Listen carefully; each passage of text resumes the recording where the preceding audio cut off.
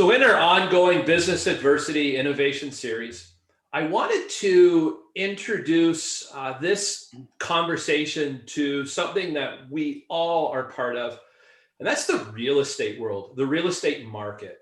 And if anything has changed over the last 8 or 9 months in 2020, it's the real estate world. And I thought about who could I invite? Who do I appreciate? Who do I admire? And who have I always watched stand out in a crowded marketplace? And that conversation didn't last long in my head.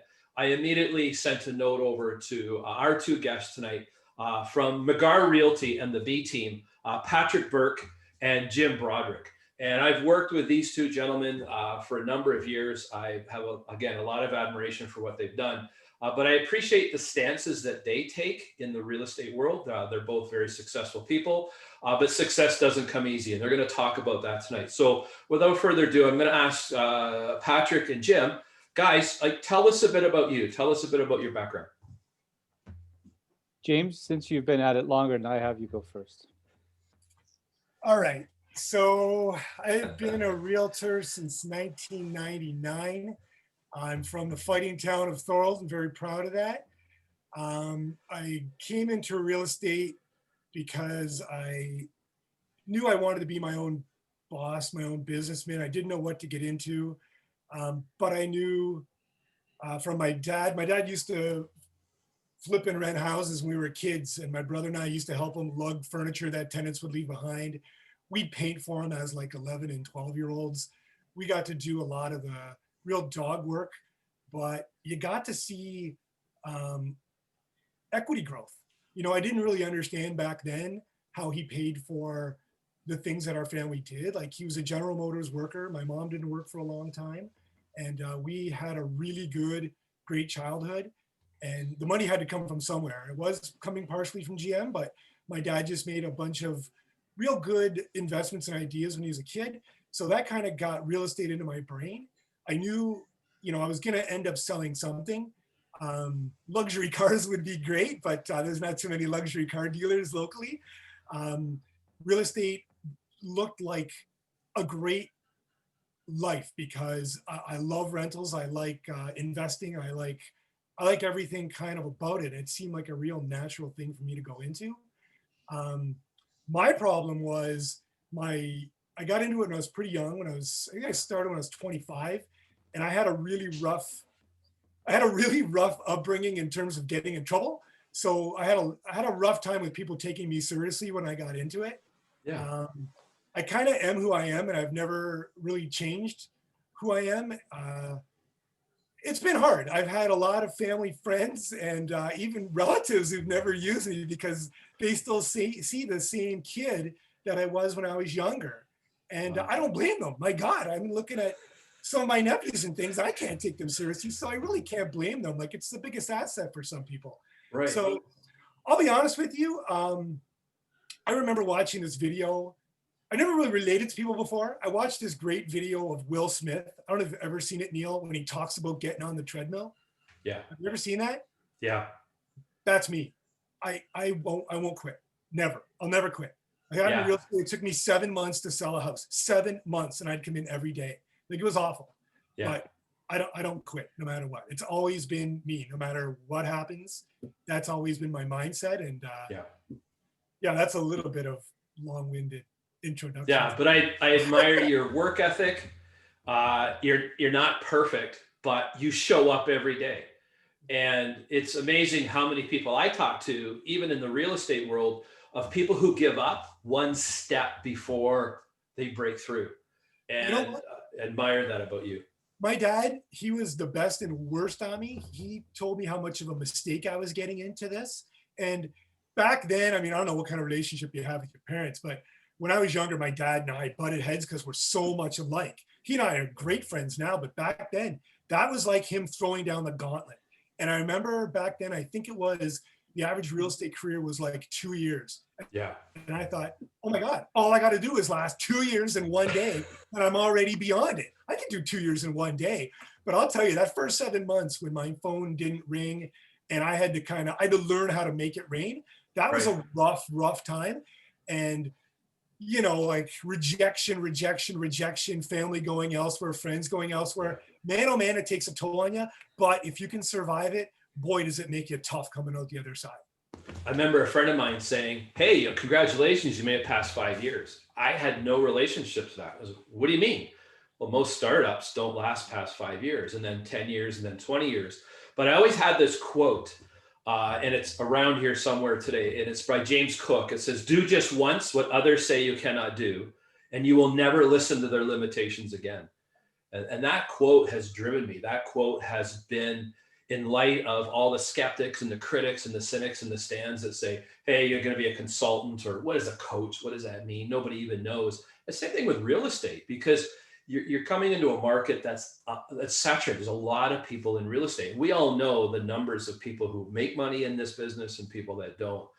Patrick, what's your world like? What's your background? That was a lot to unpack there. That was interesting, James. I'm reading Seth Godin. As you guys probably know, I have a serious affinity for that fella. And he talks about attitude and skill as being massive drivers behind any modicum of success. But furthermore, that attitude is a skill, which I love that idea, that that your attitude is a skill you can build. This January is the B team's 15th birthday. And Jimmy, I didn't know a bunch of that stuff you just said. That's Neil. Thanks for doing these things. This is great because we've worked side by each since January 1, 2006, and I didn't know a few of those things you just said. One thing I'll say about Broderick is when I first got it started in the office, it was 2003. My office looked over Eastchester, Westchester Street, whatever it is, 1 St. Paul in St. Catharines, for those that know. And every day I could set my watch to this guy running across, not crossing at the lights. See, he was a rebel, right? Crossing those 4 lanes with his backpack and running shoes, going to the gym downtown like clockwork. And if anybody needs to build their skill or speak with somebody who, what's this? It's telling me I got to something about an update on. No, we're good. No, an update for Zoom. This is raw, man. This is raw. So anyway, it is the relentless. What he said is absolutely true. He's relentless and organized and consistently persistent, like all the time, and you just don't stop. And I think any business, whether you have a hot dog stand, you're a realtor, or whatever it is, I think those ingredients, because you can build skill, right? You can learn the raw skills of how to operate a computer program or make sandwich or whatever it is. So it's all that other stuff. So my story, I'll do the quick version because man, I can go long. So I graduated university in '97, and I said to my parents, just finished 5 years university.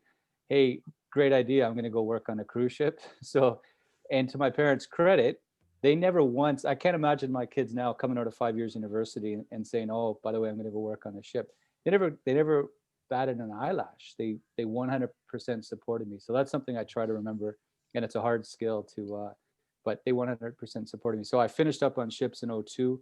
I met my now wife there, and so we moved back here. We, in the span of 8 months, we bought a house. My wife became pregnant. It's mine. We got a car, and she was British, so she couldn't work yet. And I just come off 5 years at ships, and I had a high school teaching degree and piano stuff.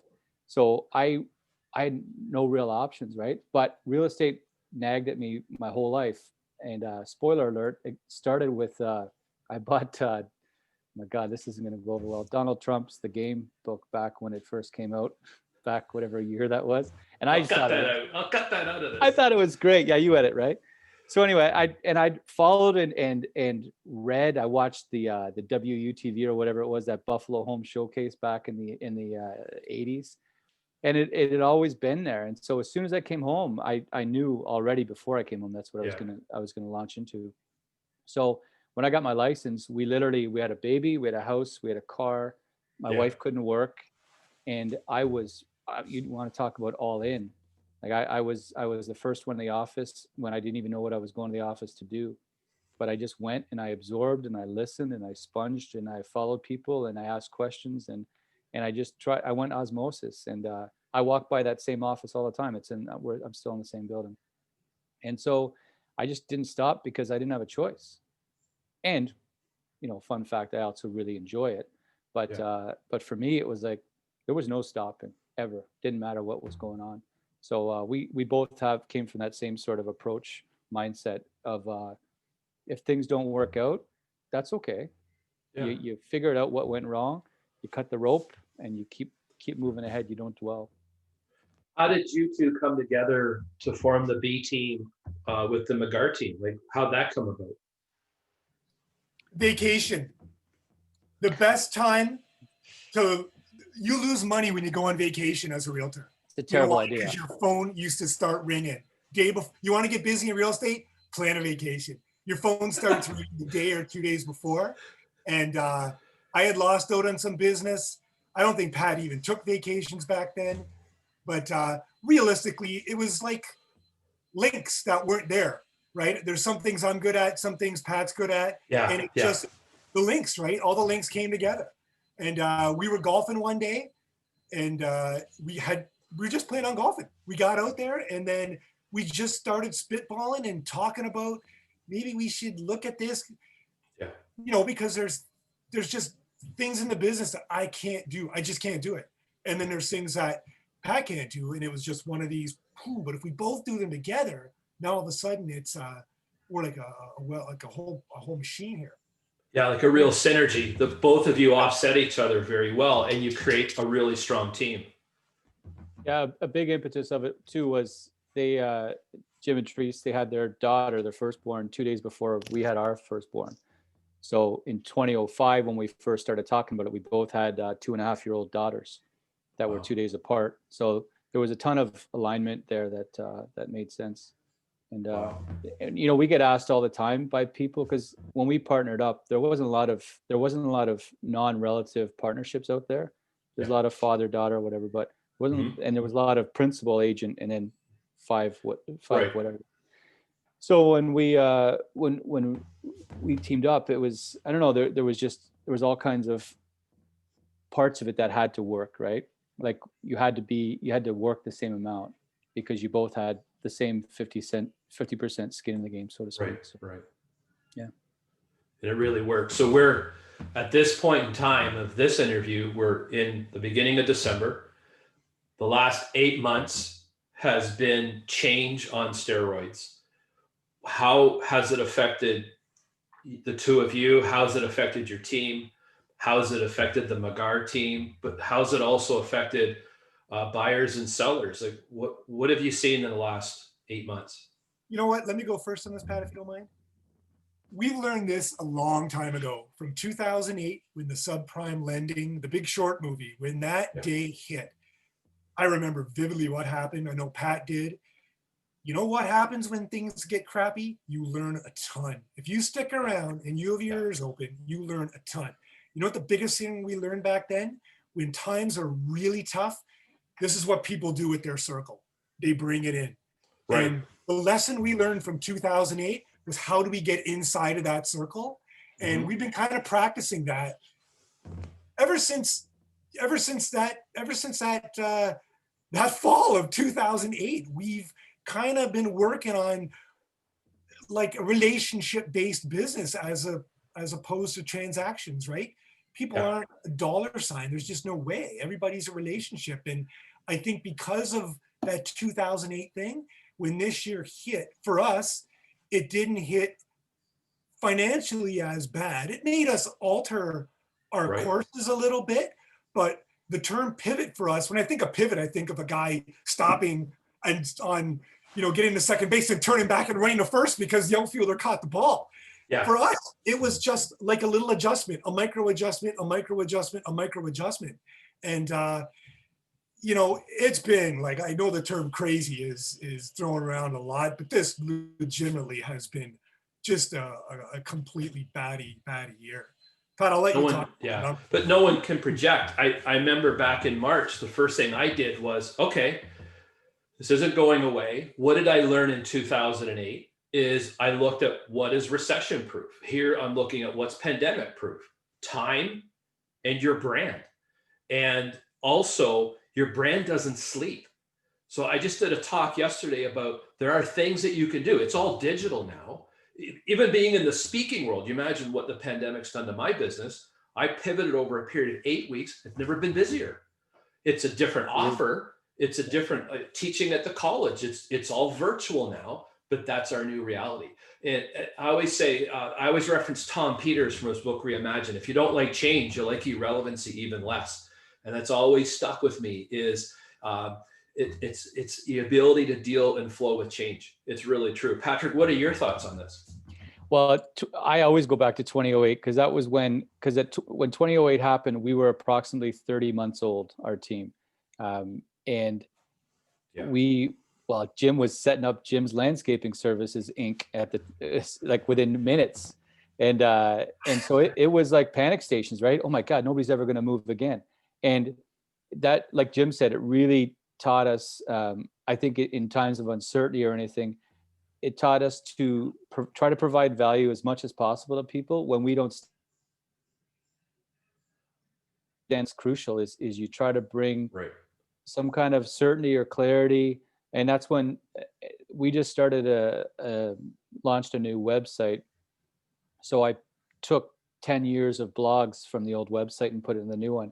Right. And I looked back and it was roughly, because that was September 2008, right? It was roughly the end of 2009 when we started putting out content. And it was from that time when we realized, look, we can't just, list houses, show houses, do open houses, put a sign in the ground and wash, repeat. We have to do other stuff. So we were writing blogs back at the end of 2009 about market supply and demand and what to do when this happens, all this sort of stuff. So when we came out of 2008, we learned a lot. It taught us a lot. Yeah, and you're still doing that today. My dogs. The one reason why I wanted to engage you guys is some of the creative marketing that you've done, your videos. I still show your good realtor, bad dentist video. I show them to my clients. It's hilarious, very well produced. But that really built your brand as just being different. That's one thing I appreciate about the two of you is you're very different in a market full of Me Too's. What? Yeah, and I think part of our core value is we want is to have fun. Yeah. And I don't care what business it is, there can always be some levity or something to it, because otherwise, what's the point? Especially, we can work a long day, right? So we've always tried to have some. If you came into our office, well, you can see behind Jim, we could give you the B-Team office tour. It's ridiculous some of the stuff we have in there, but it's all part of to try to, everything doesn't have to always be serious. So some of the videos we've done have been ridiculous, but it's been, again, to the brand idea or our identity of who we are and how we operate.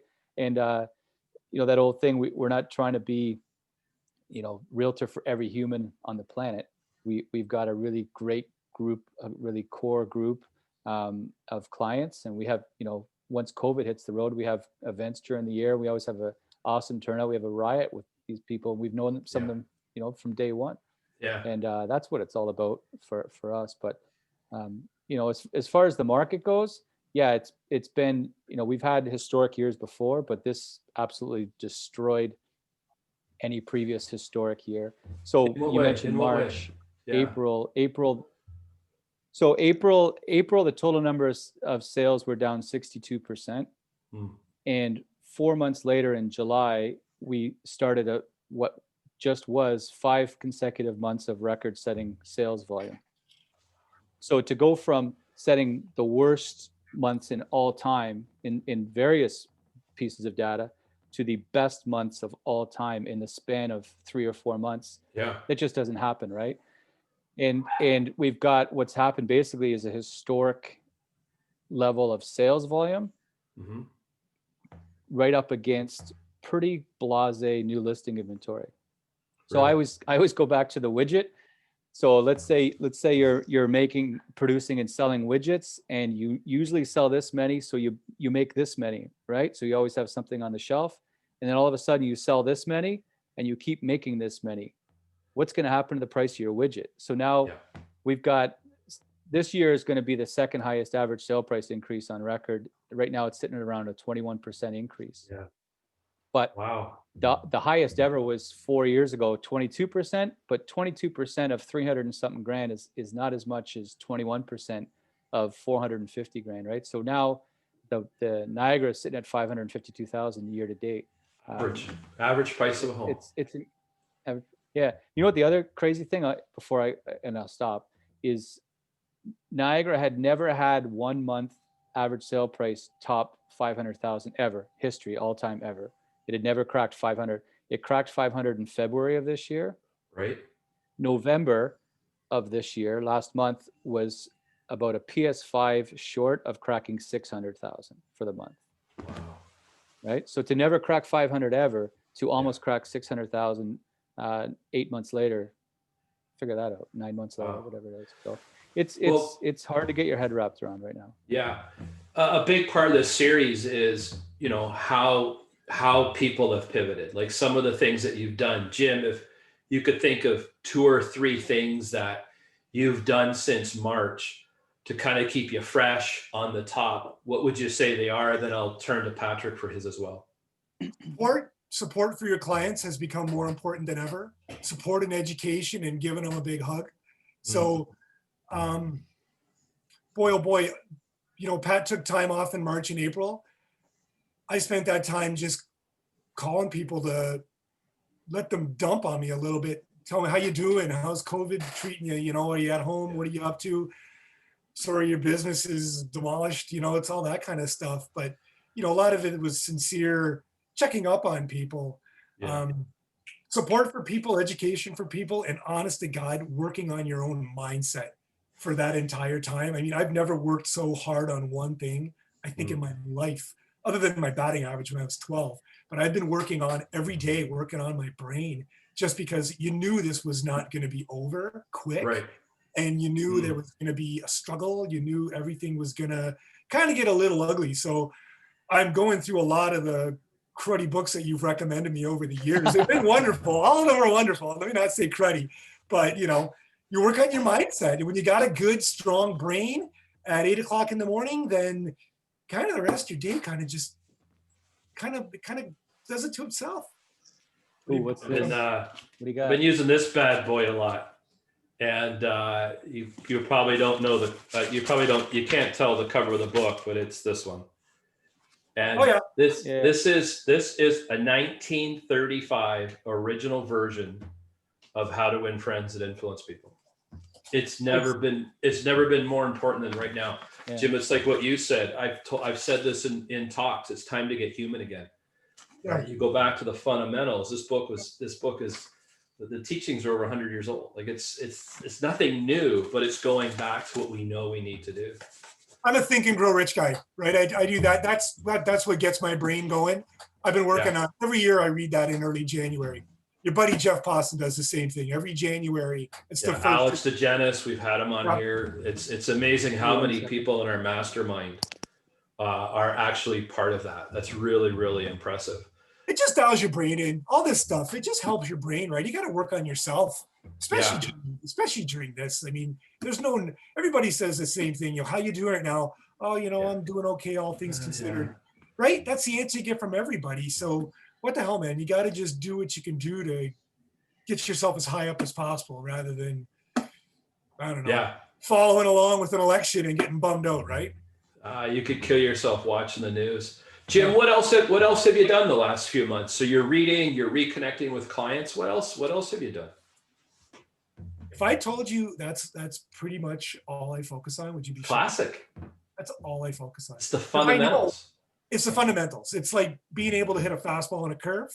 I love the baseball analogies for the record. Because we've been seeing it working at the Blade Jays for a while. All I do is work on that. Honest to God, that's all I work on. Pat deals with all the social media stuff because he loves doing that. That's where he wants to be. That's back to us with good synergy. I like the fundamentals. That's really my thing.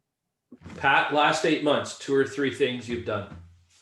Yeah, and Jim sort of mentioned it. That's that word pivot. I'm hot and cold on it because I think it implies massive. Like it's like I'm fixing cars and then I'm also flipping pancakes out back kind of thing. Yeah. So for us, it was all kinds of little changes. Like Jim said, I was actually off the books for about 2.5 months in the spring because of some other stuff. But for me, it's the fundamental, it's the stuff that got us through 2008, and it was simply trying to pull back and try to translate things and make sense of things, because I think a lot of the content that gets put out in our industry, as far as slicing up the market and what's actually happening, I think a lot of it's the same. No offense to my industry, but I think a lot of it doesn't actually tell the whole picture. So that's one of my missions has to try to zoom out to 30,000 feet cliche, and try to provide some clarity on what's going on. And then it's cool because I'll bump into somebody I haven't seen in a long time at the grocery store or whatever, and say, hey, I saw that thing you put on LinkedIn. It was cool, and it's great. Like that's why I'm doing it, right? Is to try to at least get, and again, the whole brand thing. Obviously, we're doing it for our business, but it's also because I think it's important to tell the things. So we've sort of tweaked what we're doing and how we're doing it. Bought a fancy microphone, not as fancy as yours, goes without saying. But try to level up that side of things, and we've got some new sort of tools and resources we use in the office in order to be able to connect with clients better. And but otherwise, it's just being better at what we do for our clients. You won't see us on billboards or bus benches or anything like that ever. Our focus is and always will be on our group, and that's what excites us and gets us going. And well, the two of you have a plan. You've got a great plan, and I'll go back to that LinkedIn comment. Is I always tell people, never underestimate how many people watch your brand. Yeah. And I often say now in the business world, people know everything about you before they meet you. Yeah. And if you don't think that your online activity or lack thereof is affecting your business, you shouldn't be in business. Like everybody watches what you do. It's also the type of style of content. I decided to do these videos just to share some good news, because right now social media and digital media is just loaded with opinions and everybody's an expert now. And it's just very draining, but to share some good stuff. And up next is some advice. And I don't know who you guys would offer advice to, because your market is buyers, sellers, your team, the real estate market, the Niagara region and beyond. But if you guys were to think about what advice would I give my market, and you can choose what part of that market it would be, what would you say right now? Because I think a lot of people are looking for some hands-on tools that they could actually take away from this and apply to themselves. What would you say?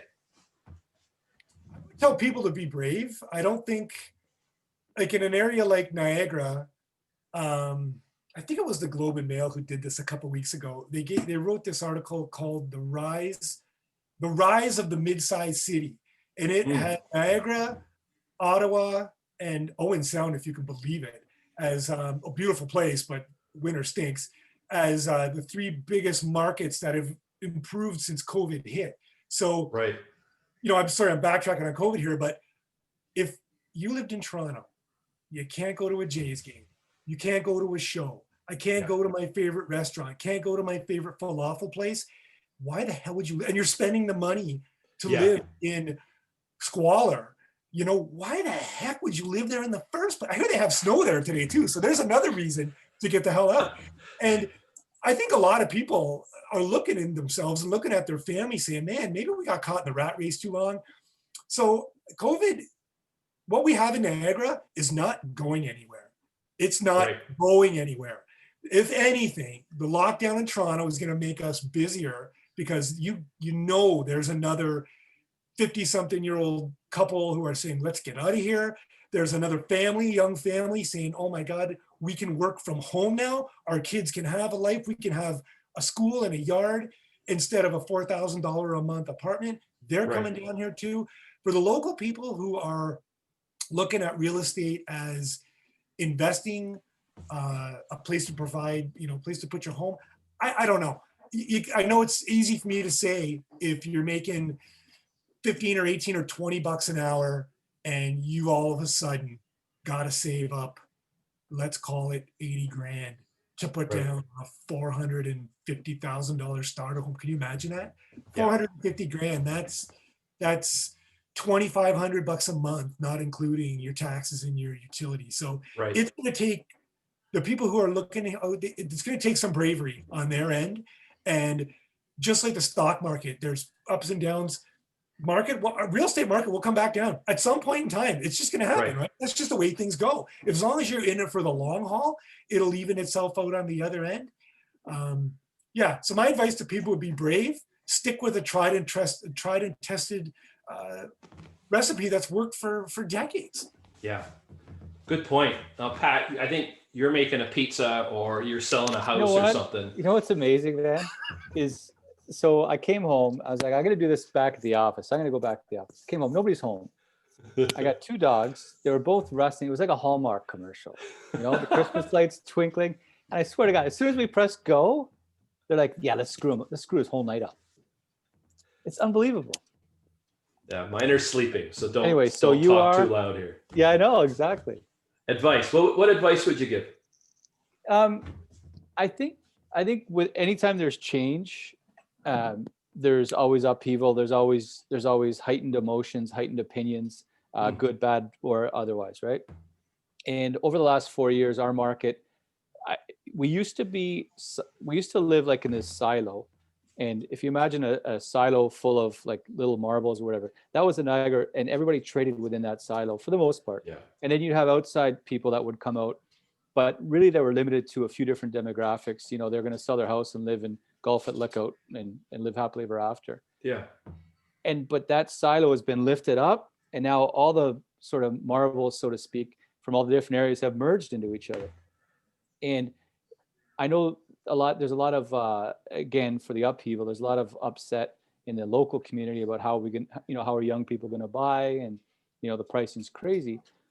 But in essence, we've just gone from being this, not bubble necessarily, but we've gone to being Niagara to now we're part of this larger real estate community. And Right. so we're part of Hamilton, which is part of Burlington, which is part of Oakville, which is part of wherever. So now we're on the radar, beyond on the radar. We are, we're on the map. And I think Jim said it, not like this is it. This is not going away. This isn't a temporary thing. So the pricing is doing what the pricing is doing because we're part of that larger scale thing. Right. So I would just say, however people have to adjust to it. These guys, see this? They're unbelievable. This is raw. This is unfiltered. Raw. It's Monday Night Raw. Isn't that like WWE or something? So that's my only thing is, as far as advice is now, so that's the playing field has changed, right? So how do I fit into that playing field? Is my first time home a house north of Linwell down by Lakeshore, detached house? Maybe it's not, right? So it's just now it's changing. How am I going to reset myself into this landscape? Because this landscape is here. It's not, it's not as if we're going to wake up tomorrow and the average price in Niagara goes from $550 back to $440. It ain't happening. If someone out there is kind of looking at the market, how do they get a hold of you guys?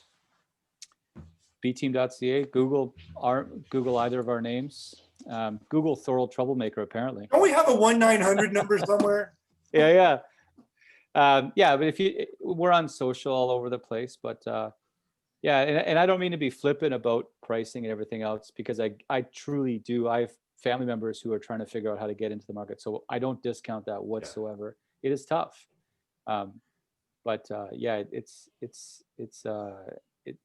It's been and we talked about it back in 2010, 2012 as an industry. We said we could see it. Jim described it as this wave coming down the highway, and you could see it happen. So Hamilton for how long? And then it hit Hamilton eventually, right? Pardon me? It hit Hamilton. Remember, it bypassed Hamilton altogether. Everything bypasses Hamilton. Yeah, Jackson Square, it bypassed that altogether. Yeah. You know what, Neil, I'm going to run back to one quick thing. If I was going to give advice to anybody right now, I'd say as buyers, they have to use your term. They have to pivot. You want to buy a bungalow in the North End? You know what? Tough. Buy a house in Nickel Beach in Port Colborne. If the market's going up and you have something, as long as you have something, as the market goes up, you'll go up with it. Then you have to make 2 or 3 moves before you get to that house you wanted to, or one more move than what your plan was. But by God, get in while you can get in. If you have to stay at home and buy something and rent it for a year just to get that equity up there, do it. Stay in an apartment if you have to. Just somehow, some way. Yeah. I gave my parents my Saturn. I bought a house, had no money for the down payment, said, Dad, got good news. I got this car for you. 1995 Saturn. She was sweet. And I'm like, you bought it off me for $2,000 because I got to come up with $2,000 in 90 days to buy this house that I've already committed to. You don't want me to get sued. Yeah. And I'm with you guys. I'm in Ridgeway. I'm South Niagara. I'm on Lake Erie. Right now, people are coming into Crystal Beach. Traditional cottage. Americans haven't come over. And people are buying up these old cottages, renovating them, or just building, but they're investing. And the building out here is going crazy. You talk about Owen Sound, go up to Collingwood, Barrie, all these areas. So it's all that peripheral of Toronto. We're just part of it. Within that, that's right. And so now instead of it going this way, it's now come down this way too. So it's all part of that same landscape. Yeah. Buddy, you've got the best kept secret in all of Niagara right now. People are just discovering how pretty how pretty downtown Ridgeway. You're not going to recognize that place in 5 years. Yeah. I can't remember what street I was on about 2 weeks ago. I went out to look at a 70 by 150 foot lot for $180,000 in Ridgeway. I'm like, come on. I got out there. You know what you see? Remember how years ago Oxford Circle in Crystal Beach was just dump. Yeah. And then Ridgeway was better, but not that much better. Now you're seeing old house, new house, old house, new house, old house, new house. You're like, oh my God, in 3 or 4 years, 5 years, that town is going to be, it's already different, right? Yeah. But now you're getting that area moving towards, a couple kilometers past, or a kilometer past Thunder Bay Golf Course. That's just, boy, you're not going to recognize it. Yeah, that's where we're at, Thunder Bay. But we got a great restaurants out here, the Brimstone Brewery. It's quite the scene. And even just a great Italian restaurant, Mexican. We're seeing a lot of people coming out this way. So guys, it's a Wednesday night.